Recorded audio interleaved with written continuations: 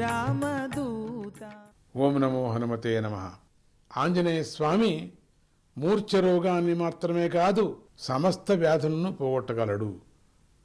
వాడి యొక్క స్మరణతో, భక్తితో. అలాంటి వరం ఆయనకు బ్రహ్మదేవుడే స్వయంగా ఇచ్చాడు.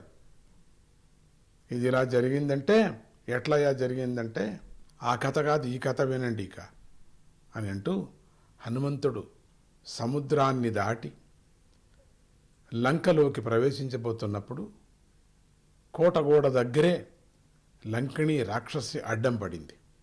అది ఒకసారి చెప్పుకున్నాం కదా మనం. అప్పుడు హనుమంతుడు విసుక్కొని తన ఎడం చేతితో దాన్ని ఒక్క పోటు పొడిచాడు.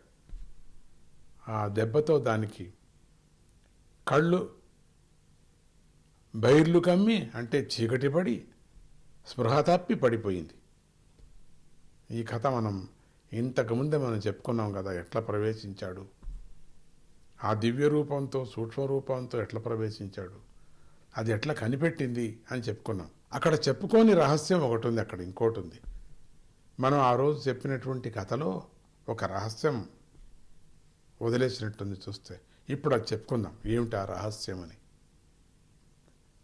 లంకిణి రాక్షసి కింద పడిపోయేసరి సమయానికి దాని సోదరి అయినటువంటి విషూచి రాక్షసి ఆ దగ్గరలోనే ఉంది.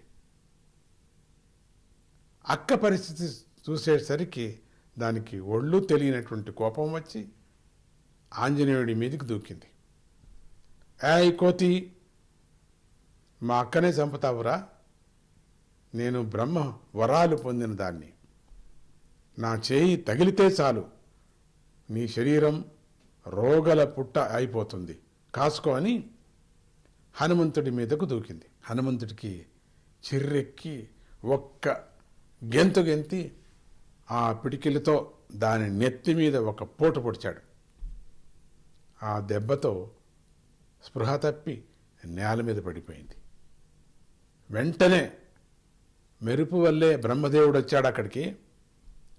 ఆంజనేయుడిని అభినందిస్తూ, ఆంజనేయ నువ్వు శాంతించు, ఈ శుశూచిని అంటే విషూచిని నేనే సృష్టి చేశాను, ఈ సూచిని నేనే సృష్టించాను.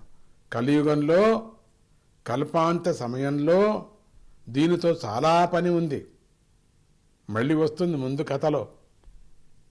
ఈలోగా ఇది లోకం మీద పడి ప్రజలను పీక్కు తినరాదని దీన్ని నా దగ్గరే పెట్టుకున్నాను. కలియుగ అంత్యంలో ఇది పుడుతుంది, ఇది మళ్ళీ అక్కడ పుట్టి అక్కడుండి జనాన్ని తినేస్తుంది, మనుషుల్నే. కలియుగ అంత్యంలో ప్రళయకాలంలో దీనికి పనుంది, అంతవరకు లేదు దీనికి. కానీ అప్పుడప్పుడు ఇది నాకు తెలియకోకుండా ఇలా బయటకు వస్తూ ఉంటుంది. ఇలా వచ్చినందుకు మంచి శాస్తి అనుభవించిందిలే. కానీ ఆంజనేయ, దీన్ని చంపటం తగదు. ఇది నిన్నే కాదు, నీ పేరు స్మరించే భక్తులను కూడా ఏమీ చెయ్యదు అది. నీ మంత్రాల్లో ఏ మంత్రం జపించినా సరే ఈ విషూచి వ్యాధి అక్కడి నుంచి పారిపోతుంది. ఇదే కాదు, సకల రోగాలు కూడా పోతాయి. నీ 27 నామ మంత్రాలను జపించే వారికి విషూచి బాధ అసలే ఉండదు. ఇది కలియుగంలో చాలా వరకు కనపడుతూ ఉంటుంది అప్పుడప్పుడు. కనుక హనుమంతుడి స్మరణ చేస్తూనే ఉండదు ఇక.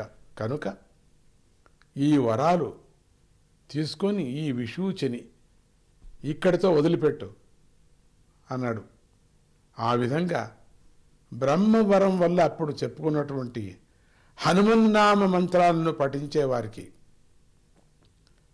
కలరాతో సహా సమస్త వ్యాధులు కూడా పోతాయని చెప్పారు.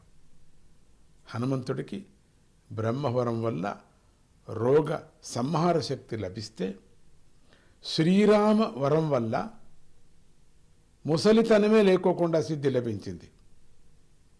హనుమంతుడు లంకలో ఉన్నటువంటి సీతాదేవిని చూసి వచ్చి ఆ వార్త రాముడికి చెప్పినప్పుడు ఆనందంతో పొంగిపోయినటువంటి శ్రీరాముడు, ఆంజనేయ, నువ్వు చేసినటువంటి ఈ ఉపకారానికి నీకు జన్మాంత రుణపడి, ఎప్పుడు జన్మ పూర్తి రుణపడి ఉంటా నేను నీకు నా ప్రాణాలిచ్చినా ఆ రుణం తీరదు.